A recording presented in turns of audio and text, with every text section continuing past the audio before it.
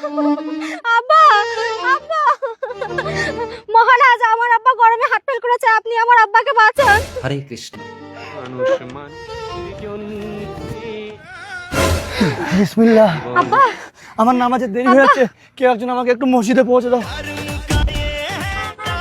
একটু দাঁড়াও বৎস, আব্দুল ভাইকে একটু মসজিদে পৌঁছে দাও তো, নামাজের দেরি হয়ে যাচ্ছে। গাড়িতে এমার্জেন্সি পেশেন্ট আছে মহারাজ। ওকে আমি দেখছি, তোমরা আব্দুলকে একটু মসজিদে যেতে দাও। মহারাজ দেরি হয়ে গেলে আমার ছেলেকে আর বাঁচানো যাবে না। ঈশ্বরের প্রতি ভরসা রাখ, আয় নেমে আয়। ঠিক আছে মহারাজ, আমরা নেমে যাচ্ছি, ওনাকে আমাদের গাড়িতে বসতে বলুন। এসো আব্দুল ভাই।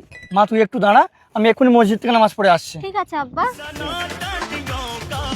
আল্লাহ ওর হেফাজত করো। হরে কৃষ্ণ, তাড়াতাড়ি মাটিতে শুইয়ে দাও।